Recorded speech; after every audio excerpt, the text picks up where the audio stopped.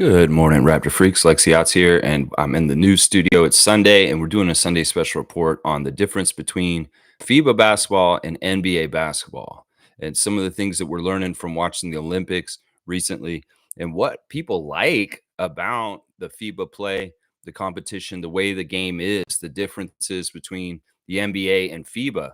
Now, Adam Silver last week said that he wants to be more working in partnership with FIBA going forward. So who knows? Maybe he'll adapt some of the rule changes from FIBA that actually make sense for the NBA. Of course, there's some main rule changes that are different that add up to why they're different games. Of course, I have a list right here of the main ones. First of all, the court for FIBA is actually smaller than the NBA. In general, the NBA is bigger than FIBA, whether it's the court, whether it's the basketball, whether it's the quarters. The quarters are 12 minutes in the NBA. They're only 10 minutes in FIBA. So it's a lot more compact in some ways. The NBA has a little bit more bigger is better. I don't know. In some ways, the three-point line is also closer in FIBA basketball. It's actually almost a foot and a half further out in the NBA, almost 24 feet out. Meanwhile, it's about 22 feet out for FIBA. So there are a lot of differences. There's, of course, differences in the fouls. You only get 5 fouls in FIBA. And if you get a technical, that adds to your fouls. And also technicals and any fouls all go to the team fouls, which put the team in the penalty. There's so many different differences. But I think the main differences that people are enjoying or liking about the Olympics are the physicality. I think that a lot of people like the old school physical play of the 80s and 90s NBA, and that now they see that physical play back again in current basketball, and they don't see it in the NBA. And in some ways, I agree with this. There's an article out, Bobby Portis talking about when he played at FIBA World Cup last summer, talking about the biggest differences. Him and Paulo Banchero quoted in this. Paulo's saying the same thing, that you can kind of guide people in FIBA play like hand check. That's the thing. Hand checking is actually allowed in international play where it isn't in the NBA. So in some ways, you can direct people away from spots where you don't want them to go by kind of guiding with physicality. So, and some people in recent years have advocated for bringing back hand checking to the NBA, that they feel like it would make the NBA better as far as the offense is too over powerful at this point. The defense doesn't have enough arms in the arms race against the offense in the NBA. In some ways, the defensive art of the NBA is not there like it used to be. So Nick Nurse, former coach of the Raptors, actually was advocating for bringing the hand checking rule, getting rid of it and letting people hand check once again. That he feels like that could be a very big difference in how things go. So there's all kinds of different ways the FIBA game is better than the NBA game. And I agree. Another way is that they don't allow too many challenges. If they're going to have a challenge, they're going to try and get it done real quick. The NBA refs break up the flow of the game so much nowadays with so many stupid things that they stop the game for. One of the biggest ones is the jump ball. I'm sick of jump balls in the middle of the game. This is something that they don't do in FIBA. They do the possession arrow. You can have the jump ball at the beginning of the game, but to set up for jump balls throughout the game when there's a tie-up, when two people have their hands on the ball from different teams and they say, oh, jump ball, it takes so long for them to get all organized and have everybody stand in the right place and then have the ball jump correctly. That is another way they could streamline the rules in the NBA to be better. Less jump balls. That there should maybe only be one at the beginning of each half, and that's it. Don't have no more jump balls throughout the whole entire game, and it's a possession arrow, so that one team gets it when one team gets it every other time. So there's all kinds of differences. And what do you guys think about what you like about FIBA basketball compared to the NBA, and what you may like to see Adam Silver try and institute from the FIBA game to make the NBA game more entertaining or fun? I want to hear what y'all have to say. One of the things that fans are clamoring for is the whole assist thing that's going on. A lot of NBA fans have heard about this thing in the FIBA game where, you know what they do? If you pass the ball to somebody down low, and they get fouled, the person that passed the ball to the person that got fouled gets an assist. That's right. The person does not have to convert the basket to get an assist. It's just as long as it goes into a scoring opportunity at the free throw line. Then they don't even have to make it. It's just if they get to the line, the person that tossed them the ball into the post or wherever, when then they got fouled, gets an assist. So in some ways, that helps your assist numbers, but it is also indicative of a great pass that got somebody an opportunity to score. So I mean, that's the rule that a lot of people are clamoring for right now, which is very, very interesting. It'll open up assist numbers a little bit better. Of course, the NBA is a league of tradition, and they don't want to change things too much because they do like to kind of keep the template over the whole history of the NBA as far as like comparing stats and things.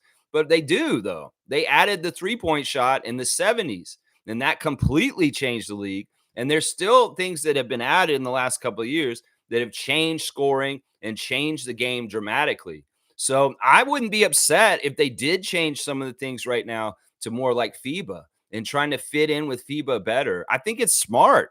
In some ways, the NBA is arrogant, just like the United States. And it's like, oh, we're just the best league in the whole entire world. Well, what if the whole entire world plays a certain set of rules that you don't play? And what makes you so badass and better? What? Because you're the bigger and better league, the bigger ball, the bigger court, the bigger players. Okay, sure. But in some ways, nobody likes that guy. So go ahead and try and get more like the rest of the world so that we can have a more conformed format between FIBA teams and NBA teams. If you guys do this tournament that we talked about in the last couple of days, where the NBA champion goes and faces some EuroLeague champions in a small tournament in the offseason to really determine who is the real world champion of basketball, what rules will they play? They probably have to play the FIBA rules. So in some ways, I think the NBA would be smart. Adam Silver would be smart. Joe Dumars would be smart to start tailoring the NBA game a little bit more like the other the FIBA. Now, I would say you don't have to shrink the court. You don't have to shrink the ball. You don't have to shrink the quarters. But maybe you allow the hand checking and the physicality. Maybe you allow that hockey assist or that assist thing that we are just talking about. Maybe you change the goaltending rules, because in some ways the goaltending rules are very interesting and it would really kind of bring a new element out of physicality down underneath the basket. I don't know. How do you improve the NBA by looking at what's working in the FIBA game and taking from it? That's what I'm asking y'all today. I've gone over quite a few topics just now on it. So what do you think? What would you like to see from FIBA in the NBA? There you go. Let's see what y'all are saying in the chat. Trevor J is first in this morning. Good morning, Raptors family. Blessings is the only one. Blessings, the one who woke up today, still in possession of the gift of life. No matter how tough life is, seeing another sunrise is a blessing. I mean, that basic blessing is very much one that everybody should take heart to every single day, that you rised up and woke again, and some did not. So yeah, the blessing of life is something that everybody should have gratitude for. Thank you, Trevor, for your words of wisdom. He's saying an NBA store in Africa, IQ special guest to meet and greet yesterday. Okay. Yeah. Emmanuel is in Johannesburg, and he's been doing safaris and touring around in Africa, South Africa, the last couple of days. And well, yesterday they had an event at the NBA store, and they had a bunch of beautiful red IQ 5s on the racks. And it's just like the one Monique got signed for her birthday. Absolutely beautiful jersey. And yeah, there were fans there signing and saying hi to Emmanuel Quickly. Very, very cool. They do these kind of events sometimes. Of course, they had an Emmanuel Quickly Raptors jersey signing earlier this summer, and they misspelled some of his jerseys, which was kind of messed up. But they got it right this time. And it's really cool to see somewhere so far away with Raptors jerseys on the rack. That's right. Hopefully they have some 4 Barnes there too. That's what I'm wondering about. Yeah, Tristan Trey's in here. What's up, Raptor freak Tristan? My guy, fighting the good fight in all kinds of different places. As a good Raptor freak would, a #1 Raptors fan. Tristan Trey is that guy. I'm telling you, I like the refereeing better. Game everyone. Yeah, good morning, everyone. That's what he's saying. It's not game. Yeah, the refereeing to me, I like it too. Now, there are some weird allegations going on right now around the Olympics that there's favoritism. And the thing that happened in the South Sudan game yesterday may be evident of this. Now, listen, I understand Luol Deng and Royal Ivy's gripe, and I think that they're right in some ways. But where is this on the sliding scale? If we're talking about how the NBA is light and easy and wussy, and FIBA is more tough and physical, well, why is it the African players are on a whole other level of physical? That they lost their game in a close game, and they're crying out about the free throw discrepancy. That Serbia got to the line 31 times, and South Sudan only got 6 free throws.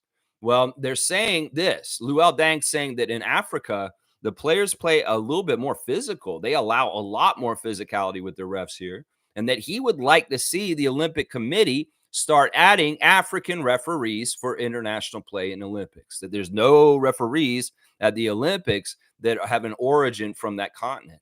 And that in some ways, he feels like the South Sudan team was hurt yesterday against Serbia because they didn't understand the African level of physicality. And I mean, I can get behind this in some ways. Look, that free throw discrepancy does smack of some weird, crazy shit.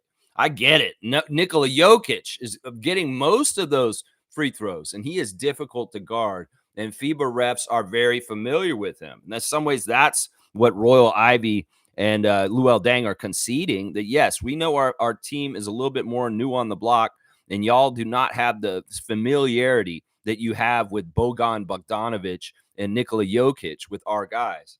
But still, that free throws discrepancy was ugly. Now, the weird thing is, and this is the way refs will manipulate things, is that there were pretty even foul calls.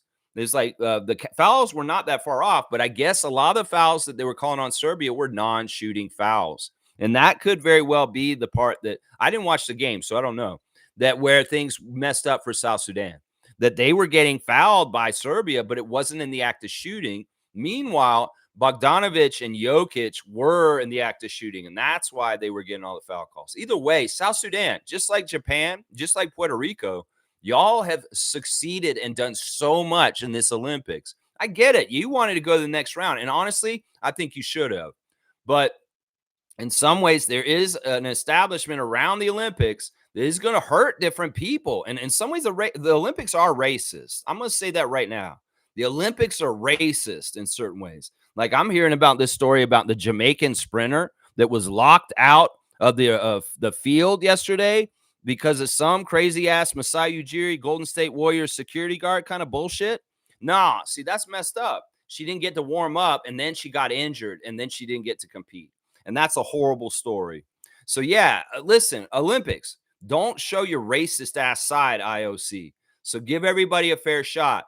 And in some ways, it was dubious how you called that South Sudan Serbia game. Now, I'm a little worried about Canada's matchup on Tuesday because, listen, this is the perfect recipe for them to try and write some scripts to help Gobert and Wemby and the host country, France.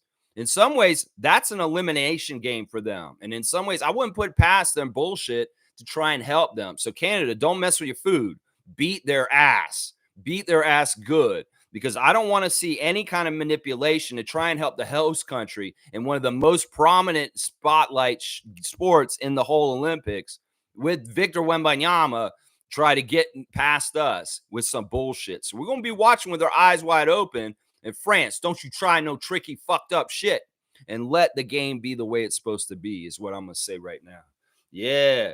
But yeah, we're going to be playing France on Tuesday. It is official. It will be at noon. I will do the watch along on Tuesday afternoon to call the game while we play them. So if there's any funny stuff, I'll call it out while the game is going live. Because if I see it, I'll see it, and I'll tell y'all. Seriously. But yeah, the groups are figured out. In some ways, the part of like stymieing South Sudan is to allow Greece to get to the next round. So Greece did make the final 8.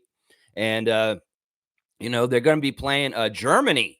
And that's the other side of the bracket. So we'll play the winner of that. If that's a rematch with Greece, that's great. Because I honestly will kick Greece's ass again. I'm more worried about Germany. Because if it is, Germany probably beat Greece. But some people are saying that Greece is going to upset Germany. I don't see that. I think that y'all just have crazy, crazy fans in Greece. And what's going to happen is, even though y'all are mad at Dennis Schroeder, even though y'all hate Dennis Schroeder, just like you hate Shea Gilgeous-Alexander now, Dennis is going to kick your ass, and Germany's going to win. I'm serious. The only thing that Germany's a fluke, and it'll be this kind of thing where we'll see Team Canada will play France on Tuesday at noon. Hopefully we'll beat them. There's no weird railroading or weird shit because they're the host country. Then we'll play Germany on Thursday in the semifinals. And then hopefully, if we've won those two games, we're playing the United States next Saturday in the gold medal game. So that's pretty much the schedule I could see coming up this week. Is most likely going to be France, Germany, and USA for Canada to win the gold. We got to win those 3 games. So that's what it's looking like right now. Yeah. I like the referee even better, but we're worried about the referees being a little shady with favoritism to try and write some scripts, just like the NBA would. Yeah, Dana's here. Good morning, everyone. Hope everyone has a nice, relaxing Sunday. There you go. That's right. Boom goes a dynamite, Dana. That's right. Have a great Sunday. It is Friendship Day, y'all. And check it out on the Kensington Variety VIP Club. 5 years ago, I was in the convenience store talking to people about whether they were my friend. And so, yeah, it's National Friendship Day. So go out there and say hi to a friend or hang out with a friend today on a Sunday. How about that? There you go. Dana's saying the Not Basketball Anymore League has let LeBum ruin it. Silver sold his soul to LeBum. In some ways, I'll be glad when LeBron retires. I know everybody's saying you need to respect LeBron and watch him while you can. Well, I've watched him for a long time, and I'm sick of him. And in some ways, I'm sick of him to the point where I'm ready for him to go ahead and retire. I know that we're going to get this year of Bron and Bronny, but this may be the only year, the last year of LeBron playing. So we'll see. We'll see what happens. In some ways, I am looking forward to the post and LeBron NBA. Yeah, I am. And even in some ways, I'm looking forward to Steph and Durant going off in the sunset too. Some people saying, whoa. No, they've had their time. They've been around. We've seen them. That's great. Well, you're not respecting these legends. I don't care. I'm ready for the new generation. Let's go, Scotty Barnes. How about that? That's right. Nako saying less business and money making in FIBA, for better or worse. It's in different levels, Nako. It's in different levels. It's there still. But in some ways, the IOC is kind of like all over the place in different places. I feel like in some ways there's been, the whole thing that happened with the Canadian women's soccer team was a messed up kind of crazy scandal. And sure, they were wrong for doing that. But in some ways, people have tried to hurt the Canadians in different ways at the Olympics in different ways. But we've been very successful. I think we're like the 10th or 11th team with the most medals out of all the countries. So, there's been some very good success. But yeah, there's all kinds of different countries that are getting like unfairly treated. And, there's a lot of controversy around the Olympics. We've had all kinds of controversy.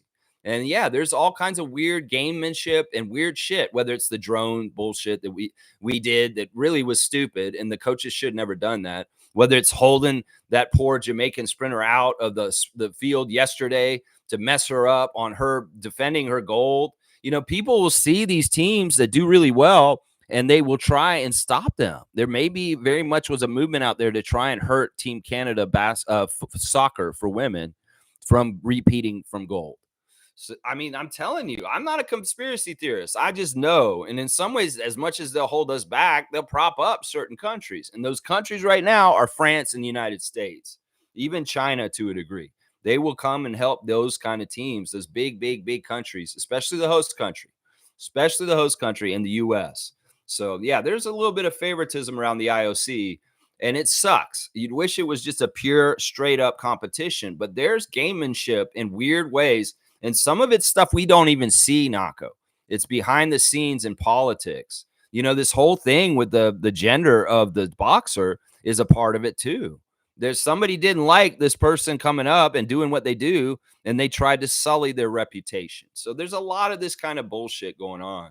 And Canada soccer for women's was another taking a hit of, in some ways the players didn't deserve that. The coach deserves it. Bev Priestman needs to be fired, and she needs to just go off in the sunset.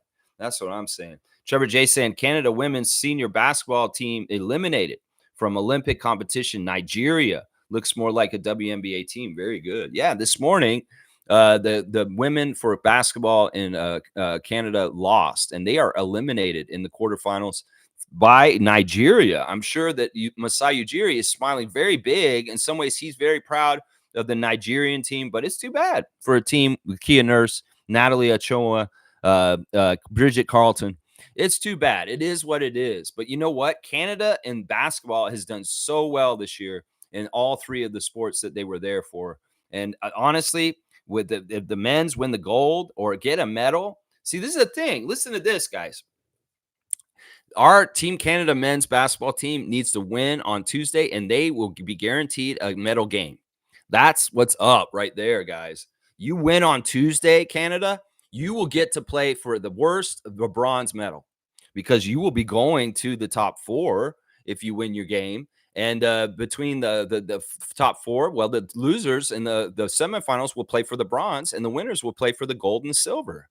So this is great. That's one of the things Jordy can tell these guys is like, guys, beat France today, and you guys will get to play for a medal, and you will not finish any lower than fourth. So that's really good fuel for the fire. It's like, win today, and you guys will get a very good chance to get a medal no matter what.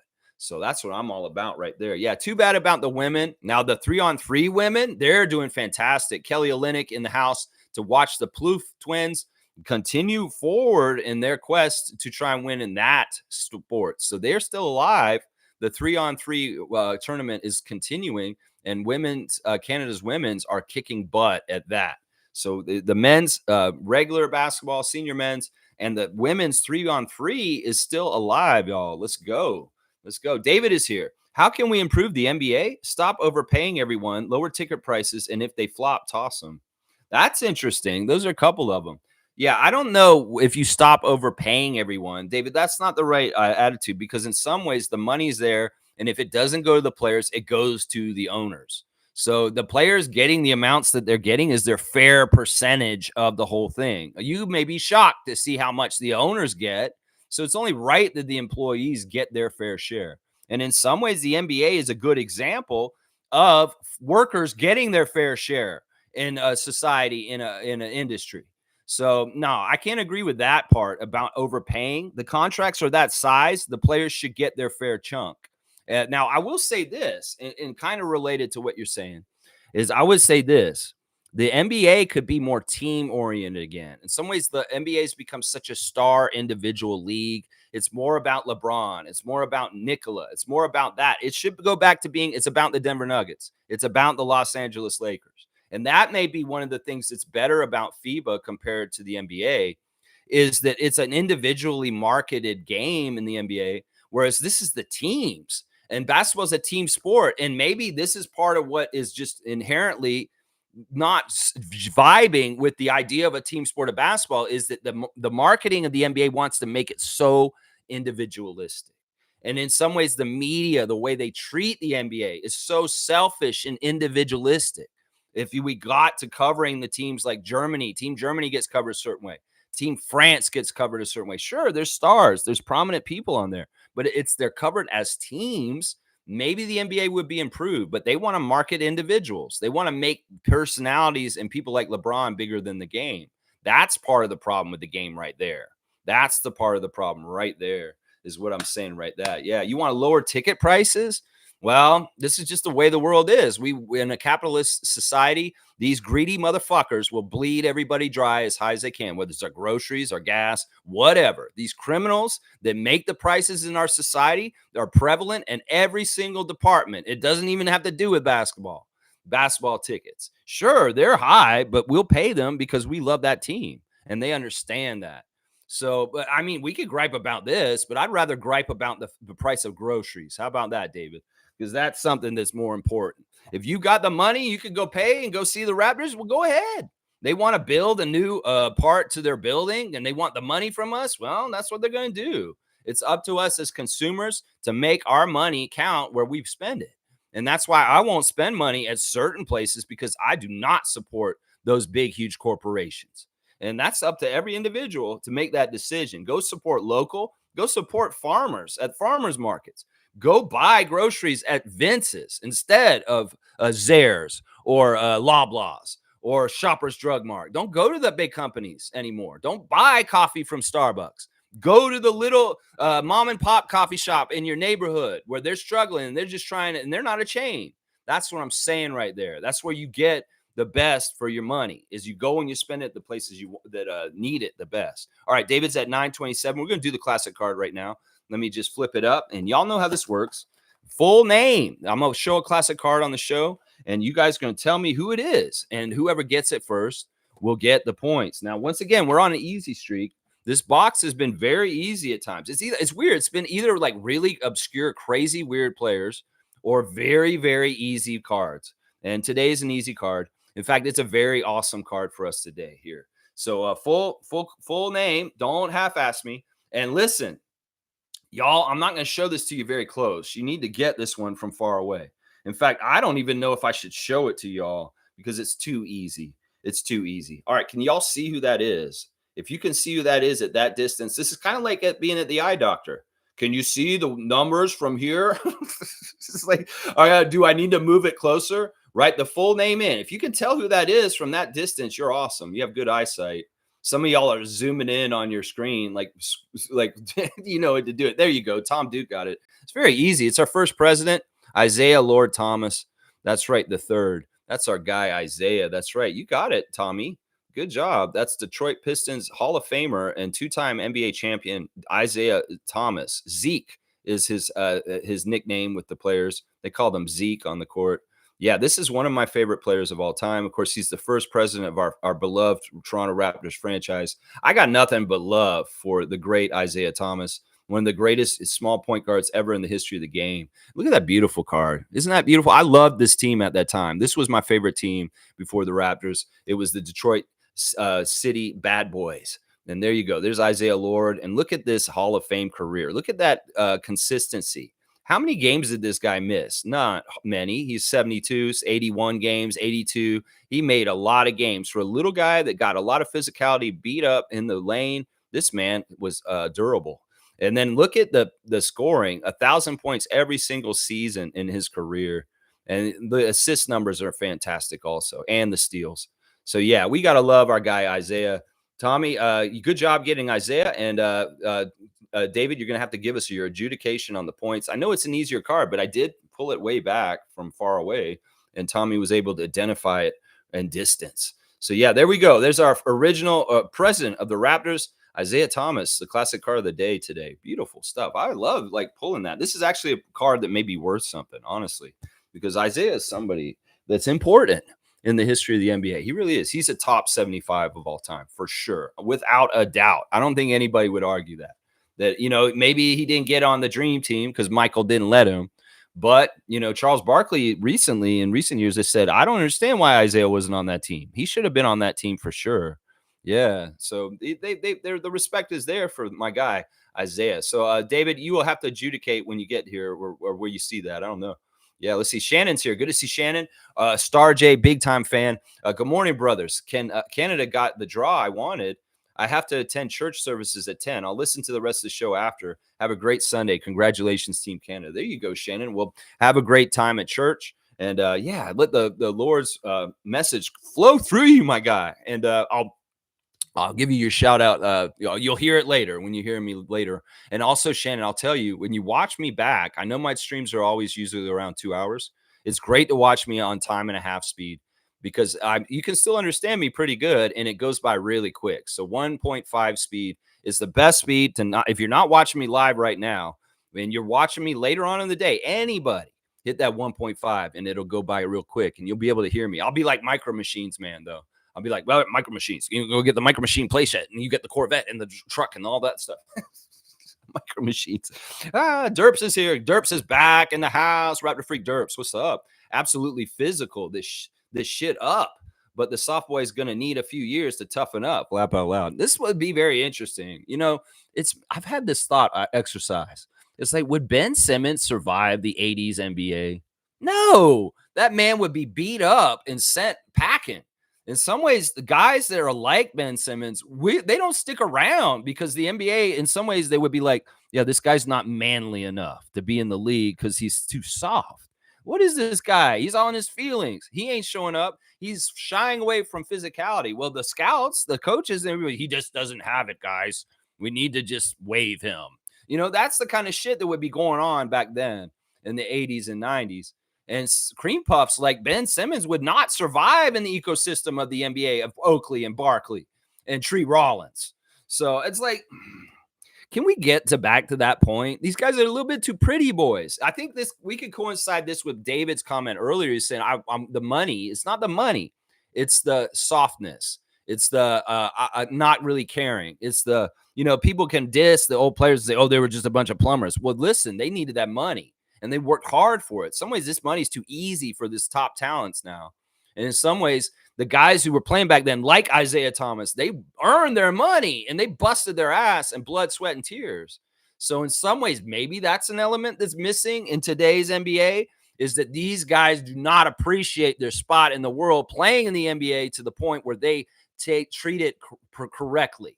That they are just coasting and just being pretty boys, getting that paycheck and living the life and building their brand and bullshit. No, maybe they need to go the old school hard knocks of Xavier McDaniel and Charles Oakley. That's what I'm saying right there. Maybe that's part of it. And maybe FIBA bringing in that physicality back in the NBA can bring a little bit of that back real quick. In some ways, players like Dylan Brooks and Steven Adams and big physical players will be rewarded in the right kind of way instead of, in some ways, having to pussyfoot around a bunch of girly men who can't take contact.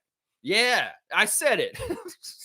And I'm not trying to be like some tough alpha guy or something like that. No, this is just me saying that this is something that's always been in the NBA and in basketball. I go play somewhere down around here. I'm going to play, and there's going to be some physicalness out there. People play physical when they play basketball, when they play street ball, when they play at different levels. That's just how it is. And what scale is it? Is it going to be the physicality of the African League, to the FIBA League, to the NBA? What level do we want physicality at in the NBA? Joe Dumars. Yeah, just like your old teammate, Joe, your backcourt mate, Isaiah. Y'all remember the hard knocks of when y'all played back then, Joe? And Joe said, even at the Summer League in his interview when he was watching the Raptors game, he said, guys, I like both eras. I like my old era where it's more physical and the way it was, but I also like the game today. Joe, you're just saying that because you're working for the NBA and you're a top level executive in the NBA right now. You're just saying that because you got to say it. Well, you can't say like what your deep down feelings are. Guys, I can't respect half the players in the league because they wouldn't even be able to hold my jock when I used to have the Jordan rules and trying to clamp down Michael Jordan. Yeah. I don't know, Joe. What are your real feelings? Can you really tell us, head of referees, Joe Dumars, how you really feel about how the difference is between when you played and how it is now? I don't think you can be totally honest because it's not good for your job. I'll say that right there. Yeah. The physicality. That's right. Brian's here. Dap to Brian. Dapping in from To The Point. Always got good stuff coming out. He's got different content dropping all the time. In fact, he had a really weird video this week about Grady going to the hole. Phrasing, Brian. Phrasing. He's talking about Grady Dick going to the hole. Okay, Brian. What's up, Freak Nation? FIBA is way better than the NBA. The rules allow for more physicality. The NBA players' divas can't handle it. It's more pure. I agree with this. In some ways, it's like, the older players in the NBA playing for USA right now, compared to the guys from last year, they're tougher. In some ways, LeBron came from an era that had still some toughness in the mid 2000s. And it's just gotten worse and worse over his career.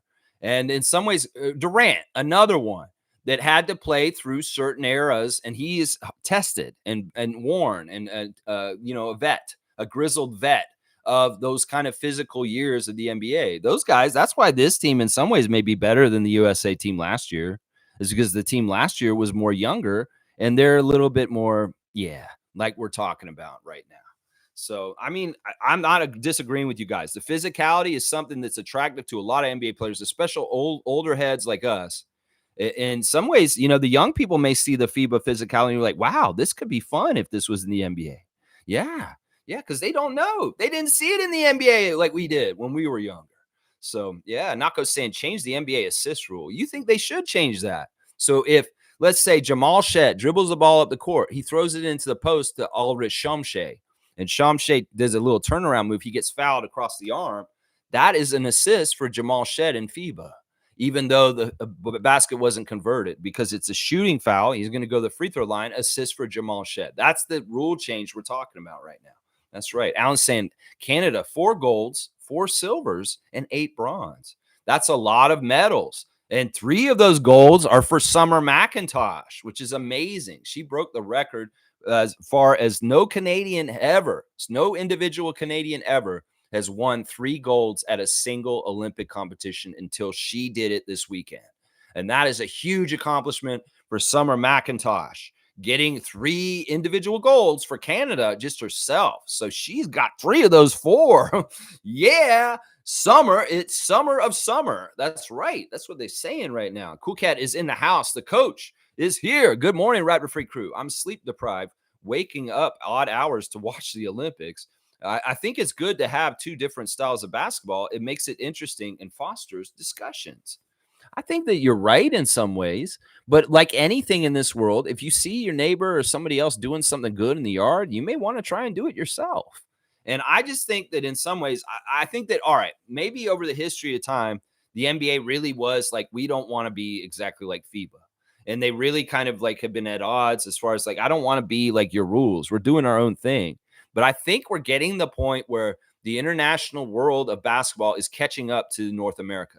And that in some ways, the NBA may be smart to try to start conforming a little bit more to some of the FIBA rules. In some ways, this has been kind of signaled with Adam Silver talking about trying to integrate FIBA with NBA more.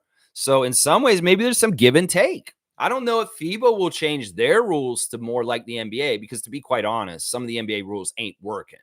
But the NBA could definitely change some of their rules to make it work better. I like the 5 foul rule. I like the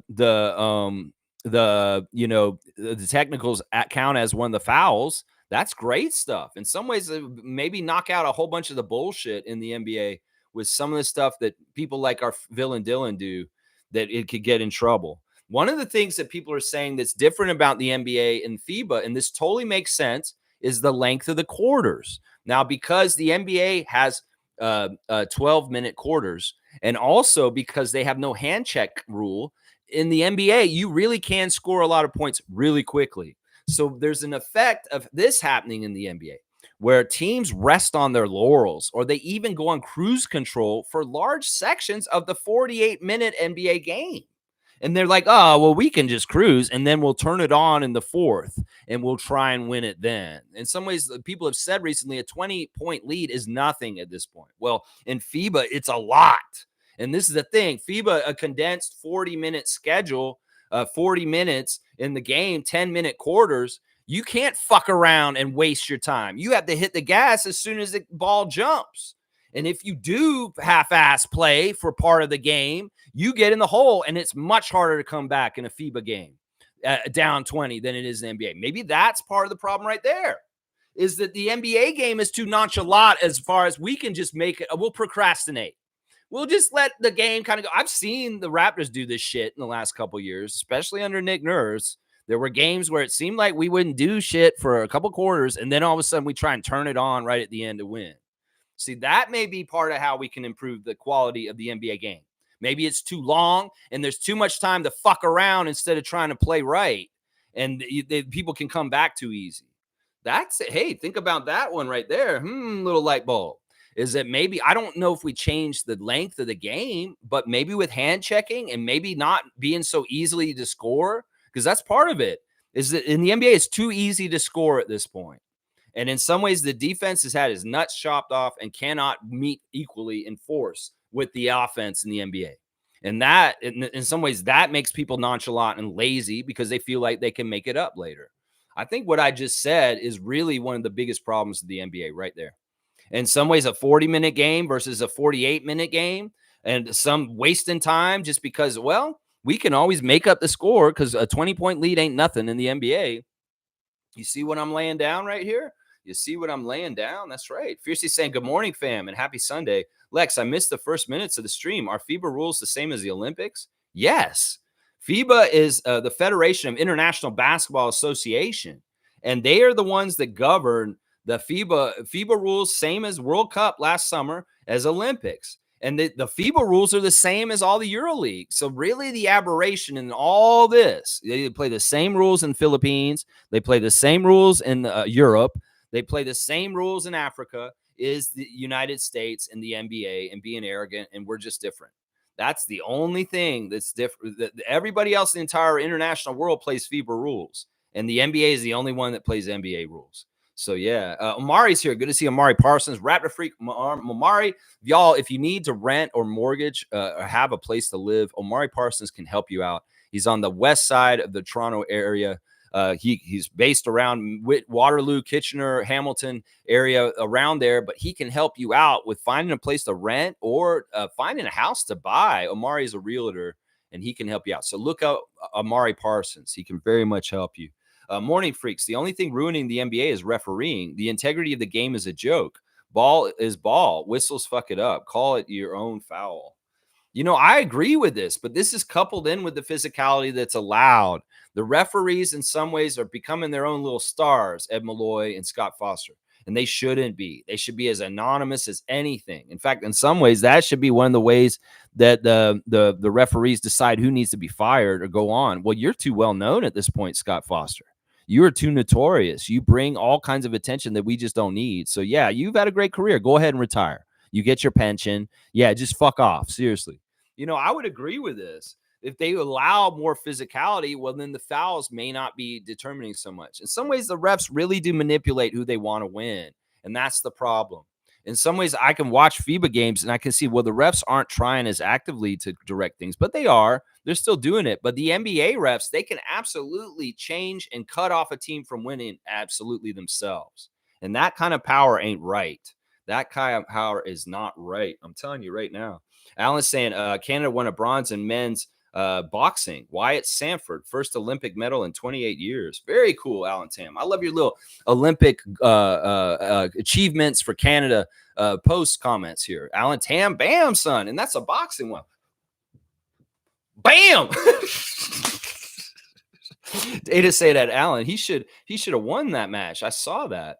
Yeah, there's been some stuff where that's what I'm talking about. Dana was complaining in our Raptor Freak chat on Facebook that she's seen some messed up stuff where it looked like things were corrupted and the calls weren't very right. There's been weird stuff like where French boxers go to the ground, but they still win boxing matches. Is that what you were saying, Dana, in the chat? That it's like, I just watched a couple of boxing matches last night, and the French boxer actually looked like they lost, but somehow they won the decision. That's what I'm talking about. The little bit of home cooking for the hometown teams. That's why I'm worried about Tuesday. Jordy and them cannot mess around. They need to blow out France and absolutely dominate them.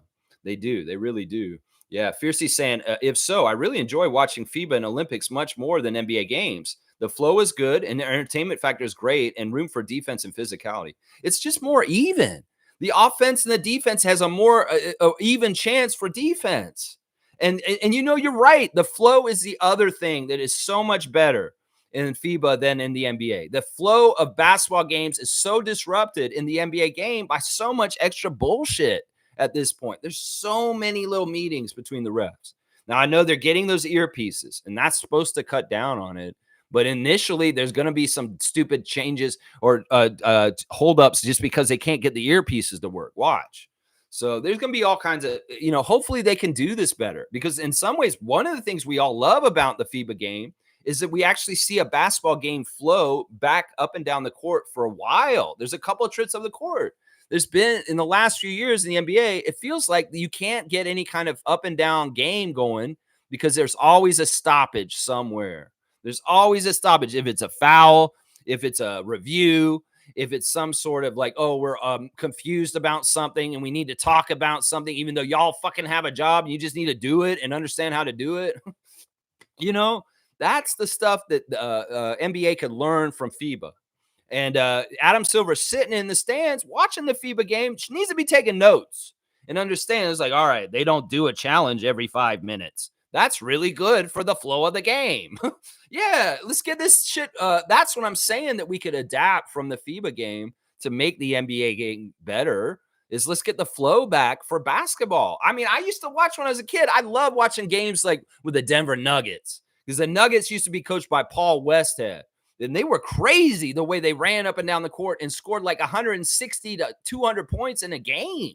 They would score like 172 points, but it was entertaining because there was a flow, it was a fast break going up and down the court.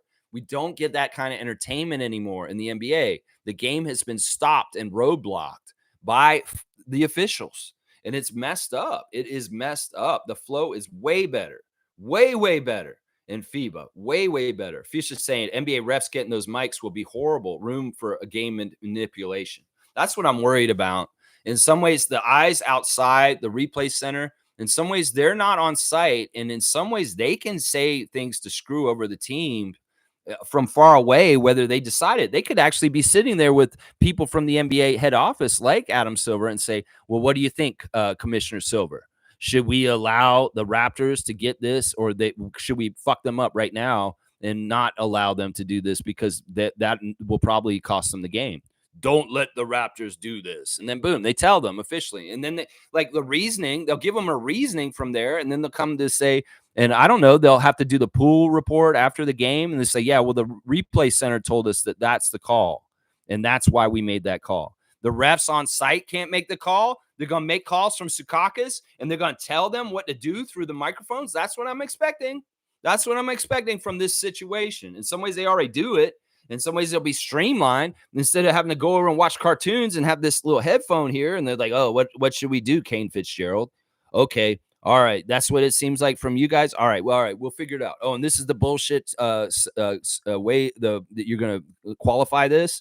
This is your reasoning. All right. I'll make sure I say it in the microphone. This is and the Raptors lose the ball. Okay. All right. You know, that's what I'm worried about. Is in some ways the refereeing can be so manipulative to help NBA storylines and the marketing and who they want to make golden boys and teams that they want to be successful, and they will hurt the small market teams and the teams that don't have the bigger stars on purpose because of this right here. Cool Cat saying Canada WNBA team needs to reset with just all young squad. The older players can't shoot. Can't play fast anymore. Only keep Bridget from the older core of players like the men. Bring on the younger girls. Are you talking about our WNBA team for Toronto? Or are you talking about Canada's women's team that just finished up? I'm confused, Cool Cat, because in some ways I'm not in WNBA Toronto mode at all right now. I'm very much focused on the Olympics. So are you saying that we need to change our Canada team to young? And that the old guard on the Canada team needs to change? I don't know. You may have put WNBA in there by accident. I don't know. That's confusing, Cool Cat. Shannon's saying, I like bringing the increased hand-checking physicality, hockey assists, and being able to hit the ball off the rim in the NBA. You know, that may be too much, though, the rim part, because that really could – I mean, that may be very good for, like, having really tall players like Wemby. But in some ways, I don't know. Maybe that will be too much, like, and tough. It's tough. Because in some ways that will give the defense more power if you can get the ball out of the cylinder. Oh, man. I don't know. In some ways, these NBA guys are trained a certain way with the cylinder. The goaltending rule does still apply to FIBA. They still, if you block the shot and it's on its way down, that's goaltending. It's just once it hits the rim, if it's still over the rim, you can knock it out, and that's not goaltending. So I don't know. I don't know. That rule is not one that's high on my list to change, because I don't really feel like it's a big, huge problem.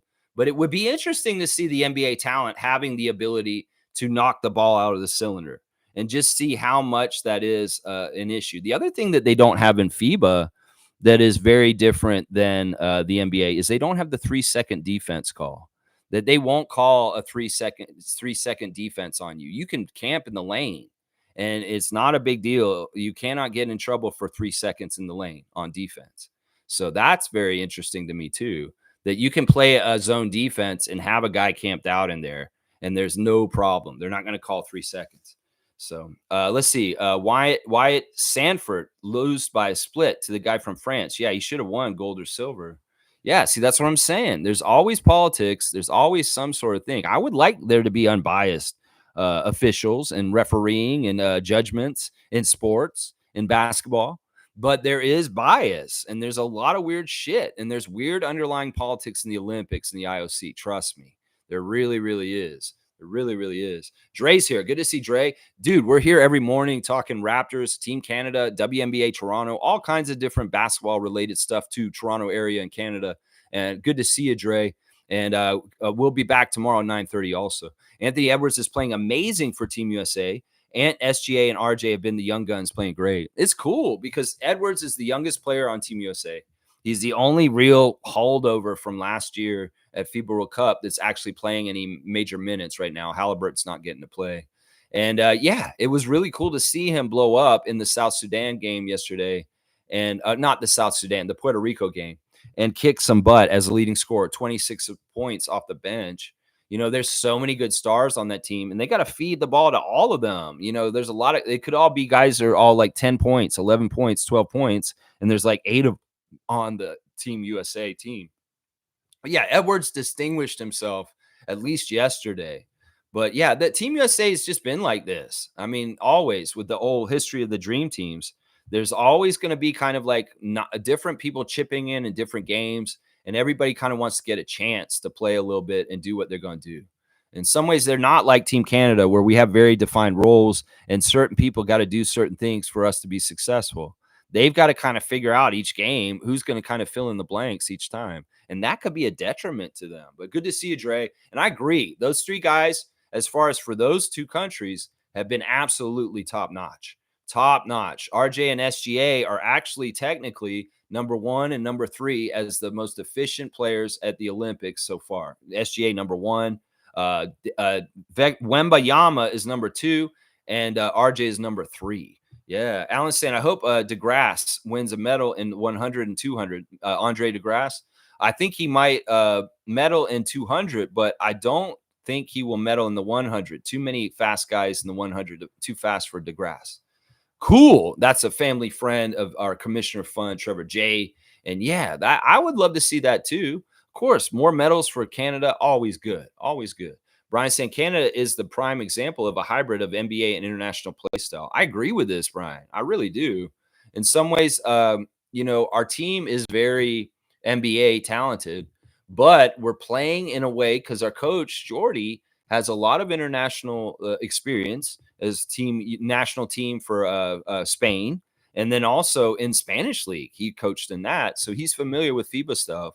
So in some ways, that's part of it right there. Is that, we're having NBA talent play more of a FIBA style with our Team Canada. And in some ways, we could say that Steve Kerr and the Americans are not totally doing that. They really are kind of playing an NBA style with NBA players in a FIBA game. But the talent is so high that it works. It works. Yeah. Yeah. Let's see. All right. Nako's saying devil's advocate for the NBA. I think the play-in and the in-season tournament make for more exciting games. Yeah, they have things that matter. I mean, listen, I think the NBA's been kind of going downhill as a product in like the last 10 years or so. Like really actually in the last 20 years. I feel like the NBA was way better around Vince's time on the Raptors. And then since then, it's just gone downhill and it sucks because I remember what it was like and how exciting and how every game had a feel to it. I don't know. That's why they've had to do these gimmicky things is because that they needed to bring the stakes up. In some ways, it's not even just for the fans. It's because to motivate the players to play harder and not be so half-assed with their careers. That is one of the biggest problems, honestly, is that the older players, the older generations wanted it more, and they played like they wanted it more. These guys are too casual nowadays. They're too soft, and they play half-assed, and in some ways, they're not playing for the right reasons. Like the people before. You may have called them plumbers. You may have called them, these guys. Well, they didn't make that much money, and they busted their ass to make every single dime that they made. These guys these days, the money's too easy. The life's too easy. You get to a certain talent level, and you work enough hard, and, well, in some ways, you stop working unless your name is Siakam or your Cameroonian name is Shamshe. So that's part of it right there. Look, the in-season tournament has been an interesting thing. I won't totally say it's a success because in some ways it's not, and to me, it's not bona fide. I think that they made it such a WWE storyline with writing the Lakers to win it last year that in some ways they didn't get the respect of everybody by doing that. In some ways, if they had made it more a pure competition and not railroaded the Lakers to win the first one because of LeBron, I would have liked it more because if it had really seemed like this is very random, Like, this NBA team won the in-season tournament, and this is so random. I would have respected it and liked it off the first bat. The play-in tournament's fantastic. I have no problem with the play-in tournament. I think the play-in tournament is absolutely needed and necessary to stop tanking teams. And it's had the exact kind of benefit of making it more exciting for more teams at the end of the season, because there's more to play for at the end of the season.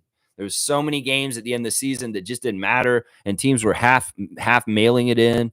And now it's not like that, because everybody's playing for something, whether it's trying to get in the play-in, a higher seeding in the playoffs, whatever it is. There's people playing for stuff right up until the last day of the season.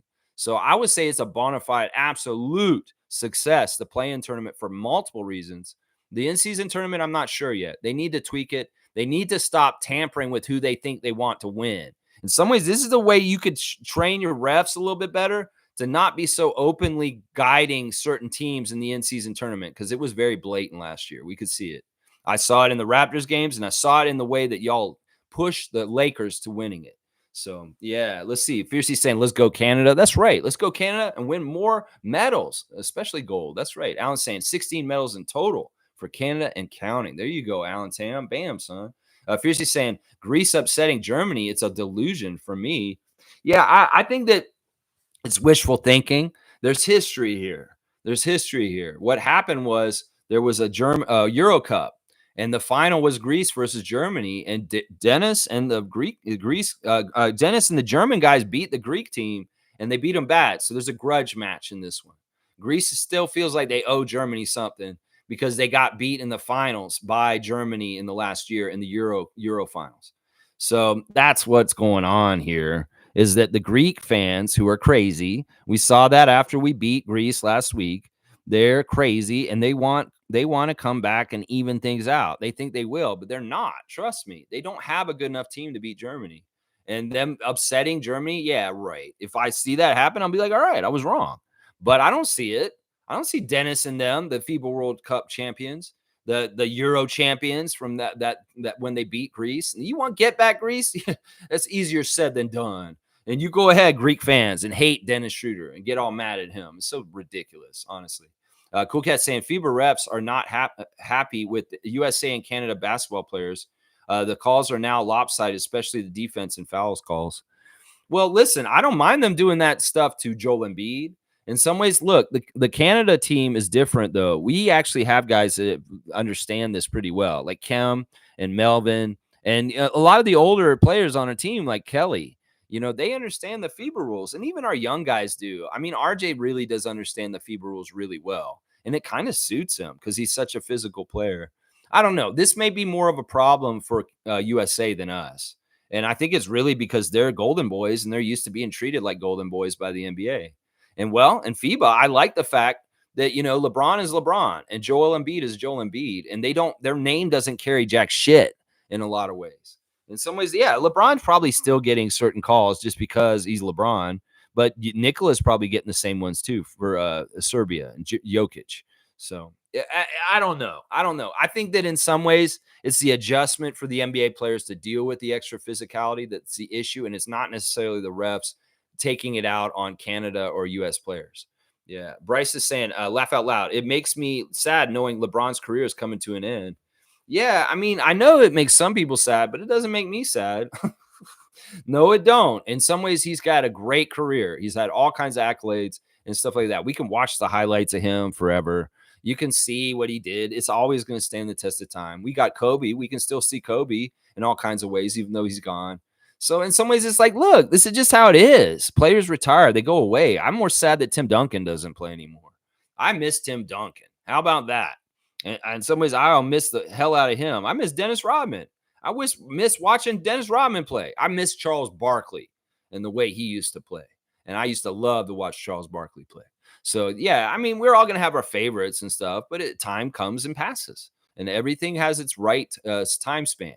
And in some ways, LeBron is getting an extra long time span because of his physicality and his longevity. So, some people are joking that this guy's going to try and play for another 5 years. No, it's not going to happen. Trust me. It's a lot of work and a lot of aggravation to play in the NBA because there's a lot of travel, a lot of hard work. And at some point, LeBron's going to be like, yeah, I've had enough. This is it. He'll be just like Gordon Hayward. He'll say, this is it. Trevor saying SGA was interviewed yesterday at the NBA Olympic studio at halftime. Yeah, I love to see this. Our Team Canada guy, SGA, getting interviewed on NBC at the halftime of the USA uh, uh, uh, Puerto Rico game and putting his 2 cents on the USA team while there. Well, of course, he's a star and he's a marketed star in the United States, the second runner up to the runner up to the MVP voting after Jokic. So yeah, it's a great spotlight, and I love to see the American broadcast putting a prominent Canadian athlete on blast down there. That's very nice. Yeah, Alan's saying I think Canada will have maybe over 20 medals by the end of next week. Hey, that's fantastic. That is fantastic. Hey, all the achievements and all the great stuff happening for Canadian athletes at the Olympics. Bravo to you. Kudos from the Raptor Street. That's right. Fiercely saying SB4, the future face of the league. That's right. Scotty Barnes. That guy right up there. Scotty Barnes. He's going to be the future face of the league. That's right. Number 4. That's right. Get that physicality back in the game. That's right. Cool Cat saying what Canada coaches did is called scouting in football for women's and men's. Folks not accepting of Canada's prominence in sports industry. Only hockey and Winter Olympics appear acceptable to nations. This may be true in some ways. Canada getting better at athletics in general is interesting because part of the reason why Canada has not been good at athletics until like the last 20 years or so is because as a country, we've never really valued it. In some ways, our country has always valued intellectualness, studies, arts, humanities. It's all about art museums and like learning and going to university and culture. In some ways, sports is more like not as intellectual. It's more jock. It's more like, in some ways, the U.S. was so jock and anti-intellectual with their sports down there that Canada didn't want to be like that. It was a little bit like snobby. Canada's like, we don't need to be good at athletics. We're smart, and stuff like that. But at some point, good athletes came up around this country. Some of it could be actually attributed to immigration. Seriously, that we've had more people come to Canada from other countries and get naturalized, and that we get better athletes from that. People come to this country from different places like Chris Boucher, St. Lucia, and we just get better athletes in this country. So the rise in athletics and excellence for Canadian athletes is, got a lot of different reasons why. There's more people that see that it's worthwhile. There's a lot of average Canadians downtown are like, they're not sports fans. They're like, sports are a waste of time. They're just for kids. They're fun and games. There's a very prevalent attitude across Canadian society in some ways in this way, but it's loosened up. And, in some ways we're getting more success in athletics because of some of the things I just said. So yeah, it's a very interesting thing. Very, very interesting thing right there. Yeah. In some ways you're right too. Summer Olympics, maybe not where Canada does really well, but Winter Olympics, well, that just makes sense because it's Canada's cold and they're going to have a lot of people doing winter sports up here. So Canada should be very good at Winter Olympics compared to Summer Olympics. Yeah, that makes sense. Nago saying, Lex, you got any opinions on Clipped? The drama about the Los Angeles City Clippers, the LA Clippers? I haven't watched it. Is that the thing that came out? Lawrence Fishburne's playing Doc Rivers? Is that finally came out? It's the thing on Donald Sterling and Chris Paul and all the drama with them. I did not watch it yet. I know the real story. I mean, I have my opinions on what happened there, but I haven't watched it, Nako, so I can't tell you. I'll have to seek it out, and if I'll watch it and I'll come back and give you guys a review on it. So it's out now. Yeah, that crazy LA Clippers saga. I'll have to check it out. The story about Donald Sterling is a dark one, and it happened exactly how it's supposed to. They got him the hell out. That's right. Alan's saying Toronto will never host the Summer Olympics because we are too overcrowded in downtown Toronto. Plus, if we did host it, it would increase all the property tax and taxpayers is costly. Yeah, I agree with this. In some ways, we don't need the Olympics in Toronto. Anybody want to get the Olympics in Toronto? I don't care which one. Let's not talk about that. Our city is already unlivable. In fact, that's part of the reason why I live out in the country now, is because the city got too expensive and I had to move and leave the city. And, in some ways, Alan's exactly right. The Olympics would not help the average citizen around Toronto with their cost of living. It would just be a burden, and it'd probably just make us go into debt, and it would cause all kinds of stupid financial problems. So, yeah, the Pan Am Games were in some ways not a huge success when we did do them in the recent years. And in some ways, it's like, yeah, that was a tester to say, yeah, we don't need to do this. We don't need to try and make bids to get the Olympics in Toronto. Trust me. There's better Canadian cities that are better set up for it than Toronto. Toronto is just very poorly designed. And in some ways, as Alan was saying, with too many people downtown, that's not even the problem. It's the traffic is part of the problem, and that there's just no sensible land use in this city at this point. And I'm not about clear cutting more green space just to fucking make Olympic facilities. No, no. So I say no to the Olympics in Toronto for sure. For sure. Yeah. Dana's saying right now, though, players are getting paid extremely well and not playing. Some of them not at all. Some of them not all of them, but big names will not play when they don't want to. This is part of the problem. It really, really is. In some ways, this is part of what Masai and Bobby got to do when they try and figure out which players to bring to Toronto. Is like, are they going to be half-assed like Ben Simmons? Where is their motivation? What are they trying to do with their lives? And that's why you want to find the right guys that actually have a fire lit under their ass to actually become better pros and keep working even when they get that bag. So that you have to identify them. They're kind of like characteristics to these kind of people. There's a lot of guys in the league that won't do as well once they get paid. And in some ways, you really got to understand the personalities and who may be showing signs of being like that. And that's part of it right there. So yeah, I think we do a good job of finding very motivated, highly motivated people. And in some ways, the leadership of Scotty, Emmanuel, and RJ will show that as the highest paid players on our team. They need to carry the mantle and show the example. And then younger players like Shed, Jacoby, and Grady will understand that this is how it is. In some ways, Scotty learned from Pascal and OG before they left. This is what it takes to be at a high level here. And luckily, thankfully, he listened and saw them, and he understands that. He understands that. Yeah. Yeah. Nako's saying the Raptors are probably one of, if not the most progressive organizations, but like way too much capital interest. What? What does that mean, Nako, exactly? I'm trying to figure out exactly what that means. Raptors are probably if not the more progressive organizations, but like way too much capital interest.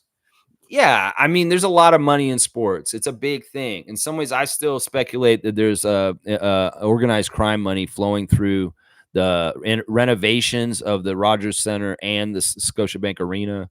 That may have nothing to do with the Raptors. That may have to do with other bullshit, crazy things, money laundering, all kinds of stuff like that going on with it. I'm sure. I'm very, very sure about it. But who knows? In some ways, I just want an arena for my team to play in, and a good arena. That's all. But yeah, I mean, overall, our Raptors team is very woke. If you're trying to say that, yeah, they're very progressive, and they are making differences in all kinds of different ways all around in different places. You know, whether it's like standing against gun violence, whether it's making more opportunities for people in Africa. There's all kinds of different things that the Raptors are doing all the time to try and be social justice warriors. And I appreciate that because it falls in line with my identity for myself as a person also. So yeah, Alan's saying 2028 Olympics will be held in LA. That'll be a mess. That'll be an absolute mess. Yeah, that'll be very, very interesting. So yeah, Tommy got the classic card of the day. Our original president, Isaiah Thomas, right there. There he is, old Zeke, number 11. Yep, I had the old T-shirt, Isaiah Thomas T-shirt. Let's see. Anako's saying, how Draymond do in the 80s? How would Draymond do in the 80s? He didn't play in the 80s, first of all. You're saying that he played in the 80s? I don't know. There's been talk about this by different people around the NBA and some of the podcasts. I think Draymond himself said he'd do well, but I've heard Charles say different things about it.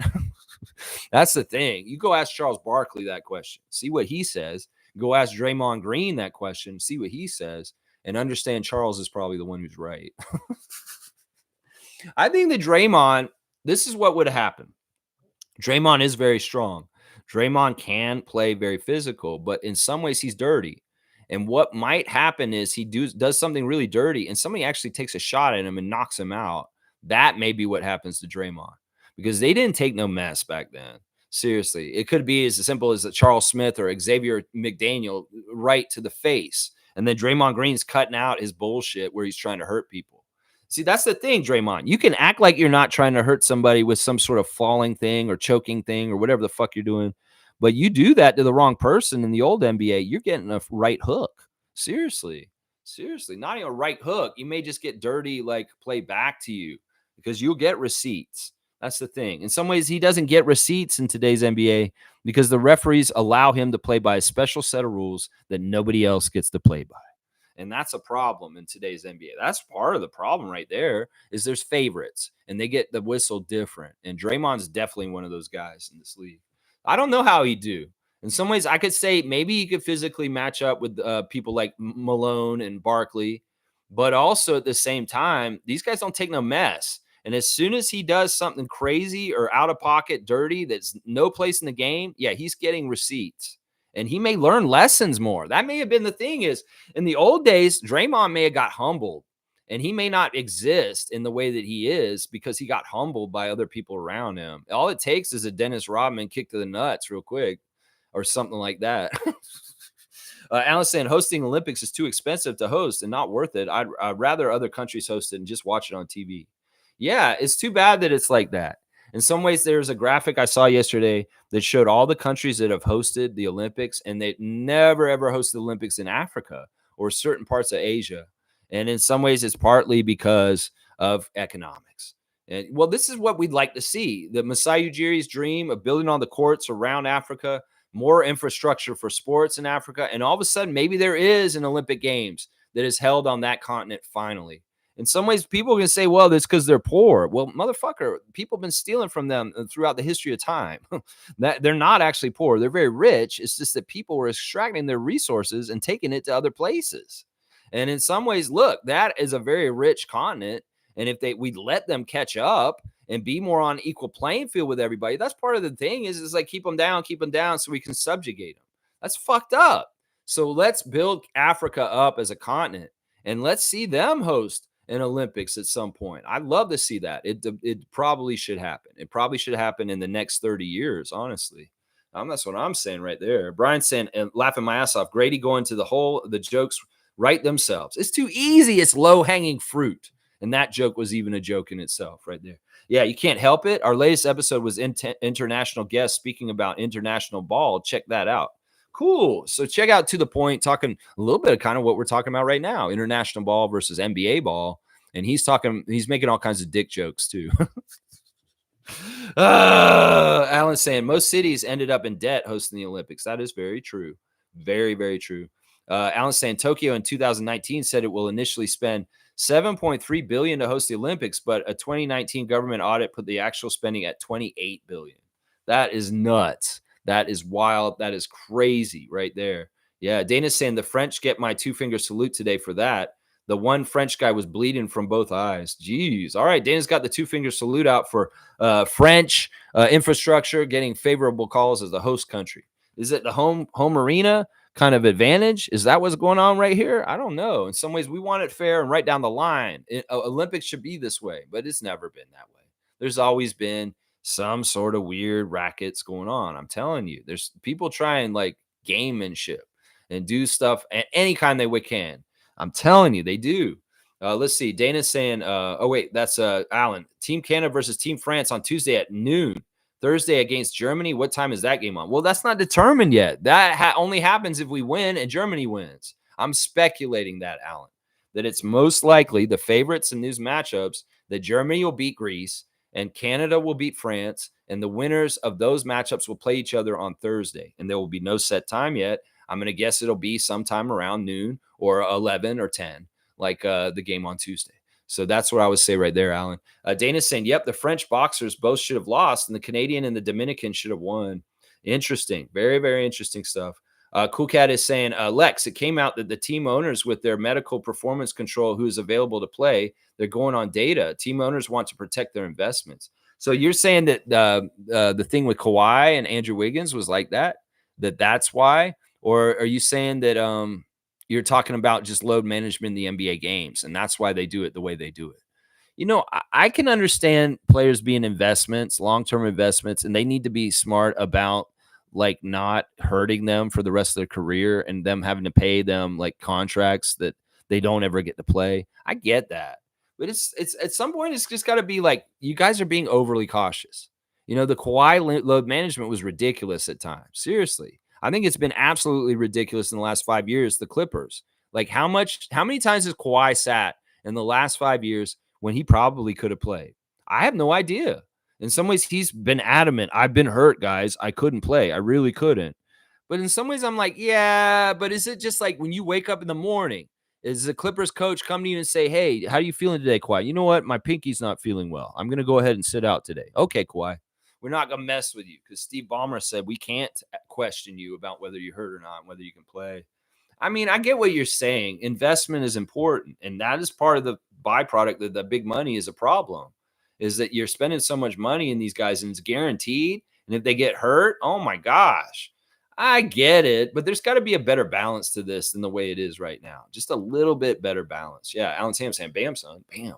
Dana's saying, I will party when LeBum retires. She's going to party like it's 1999. That's 25 years ago. Oh my God, Prince. Oh my God. Let's see. Fiercely saying, I'll join you at the party, Dana. There you go. Party girls. Party girls. Party girls. So we're saying, just join the stream. SummerSlam was crazy last night. I heard SummerSlam went down last night. I don't know what happened. I don't care. But cool. Yeah, Roman is back. Roman won or something. Roman Reigns. All right.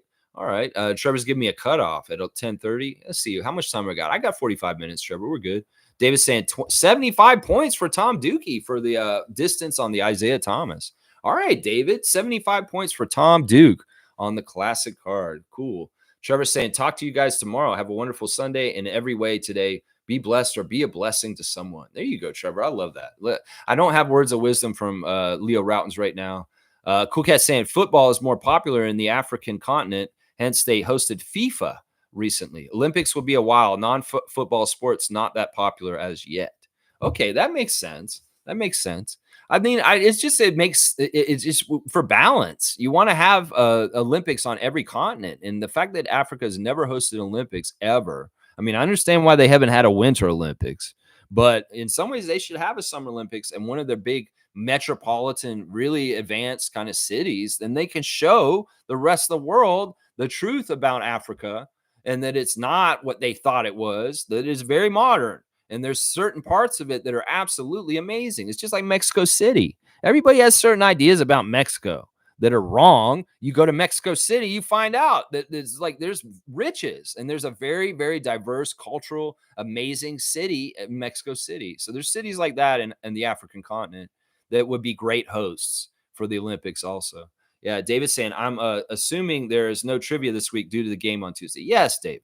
There's no trivia once again this week. We do not need to work out a trivia for this week because there will be a game on Tuesday at noon against France, and I will not be doing a trivia. David, I really want you to simplify the scoring for the trivia. I have no idea what the scores are, and you have so many spreadsheets. I was really worried that when you made them, there would be too much work for you to do every day. And in some ways, I'm not totally happy with how confusing they are right now. I want you to just make it simple. I just want one spreadsheet with the totals. We don't need to have everything broken down and everything because you're not keeping up with it in a way that I'm happy with.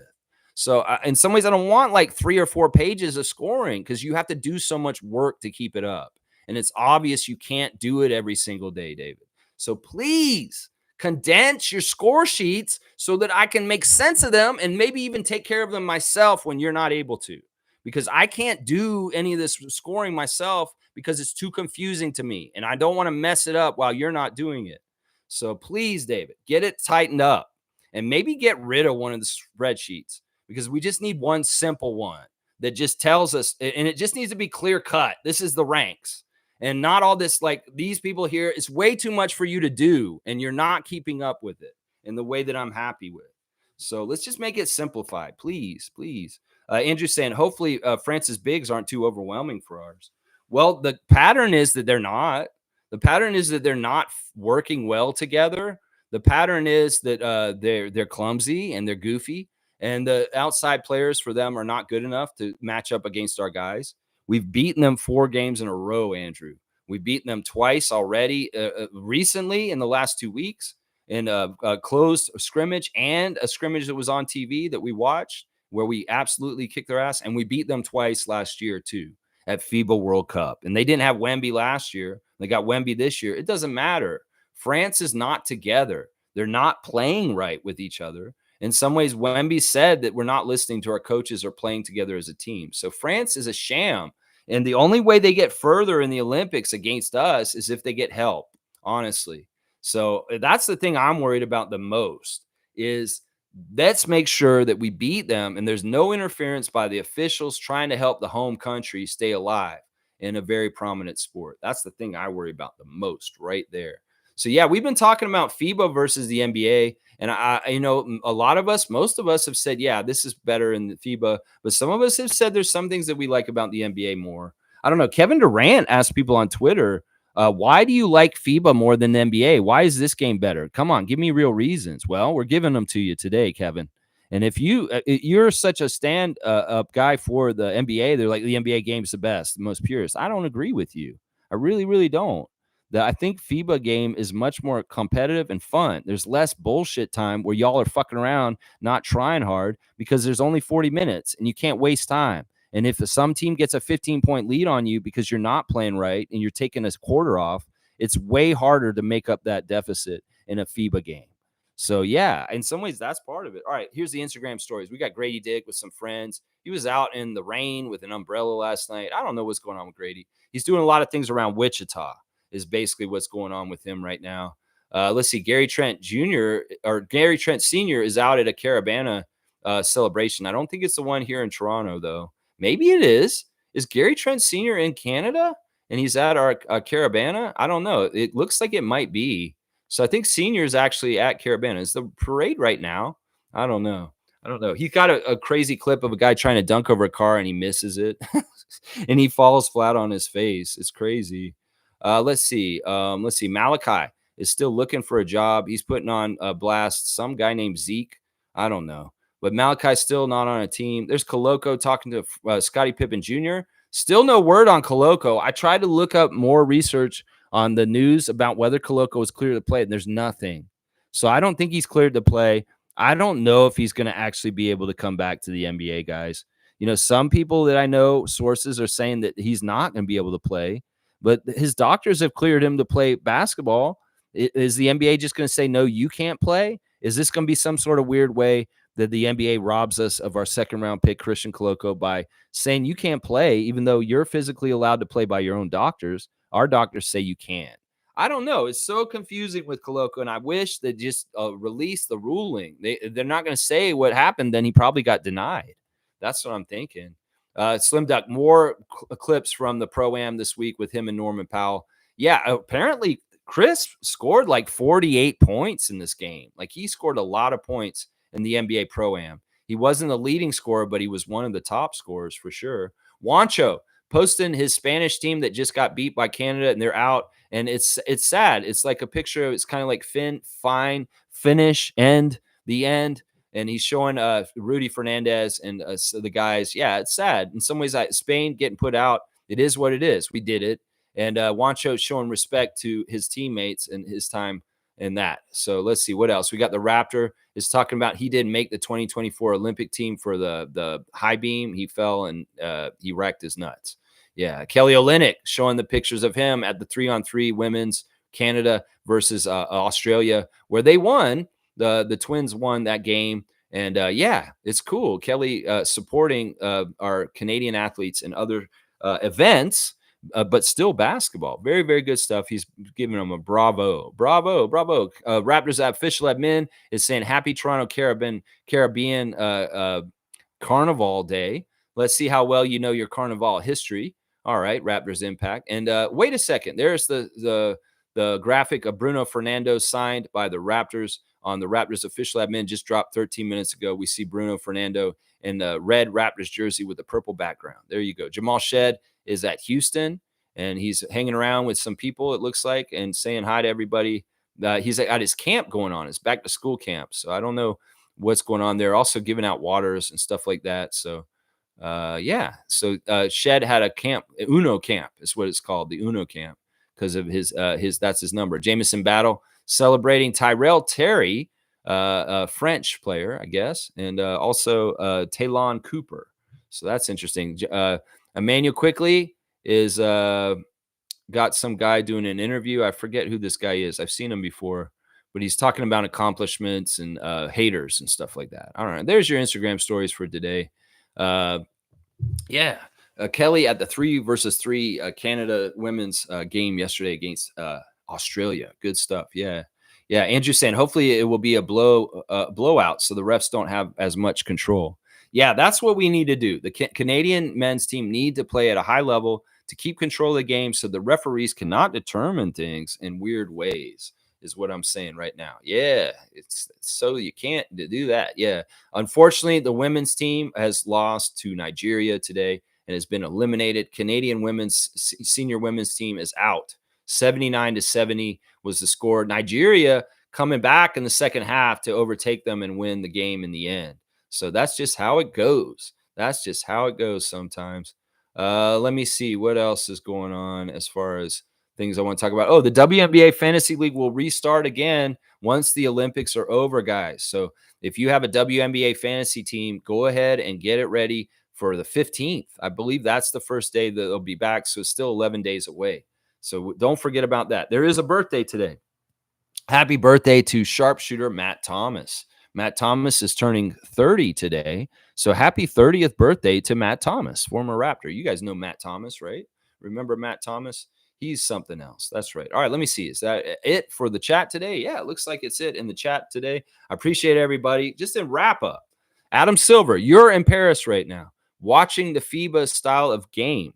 There are certain things you could borrow from it and add to the NBA that I think will make the NBA better. So you guys are already making rule changes like crazy. And if you want to be incorporated in the international world of basketball, more and more, the NBA maybe needs to conform to the rules a little bit better for the whole FIBA organization. In some ways, if you want to make this more global, if you want to have the statement world champion mean something in the NBA, well, maybe we need to have a world champion tournament where the NBA champion plays against champions in the FIBA game from around the world to really determine the true world champion of basketball. So there's all kinds of things you could do to meet halfway. In some ways, changing some of the rules in the NBA to make the game more exciting, more entertaining, and more fun for fans, it could happen real easily, it seems like. It's just you need to make the changes and be daring enough to do it. And don't have an arrogance about it that, oh, we just do it better here in America because we're Americans. That bullshit is tired as hell around the world on all kinds of subjects. America, you ain't doing better on gun control. You ain't doing better on healthcare. You ain't doing better on politics. You ain't doing better on your Supreme Court justices. There's a lot you ain't doing better on. You ain't doing better on child poverty or malnutrition or illiteracy.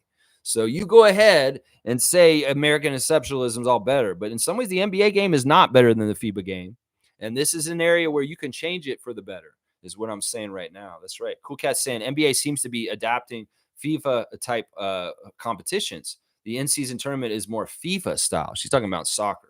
Yeah, it's more like that. I mean, I get it. The in-season tournament is a spice it up. In some ways, the players needed a better carrot to chase in front of them for achievement. And that's part of it too, is that they wanted to make the players get off their ass and play harder in the dead part of the season when it's like, oh, the 82 game season's too long. It doesn't matter. Well, put the in-season tournament in the middle of November and December. And all of a sudden those games that were kind of half-ass played are played a lot more seriously. So in some ways, that's the sad thing about it. They had to add an in-season tournament partly to motivate the players to actually play harder in the middle of the season. Yeah, that's part of it. Maybe the games are too long. Maybe they need to be 40 minutes. Maybe the courts are too long. Maybe they need to be 91 feet. Yeah, that's what I'm saying. That's all. I don't know. NBA free pointers, maybe that line shouldn't change, though. Maybe the NBA 3-point line should stay where it is and shouldn't come in. I don't know. But some of the FIBA physicality, that would be good for the NBA. That's the way I look at it right there. Yeah, Andrew saying the in-season tournament needs real incentive. Well, it does have it. There's money incentive. They pay the players if they win. They win like each $500,000 each. And for those players that don't make a lot of money at the end of the bench, the two-ways and stuff, that's a big payday. So there is a money incentive for it.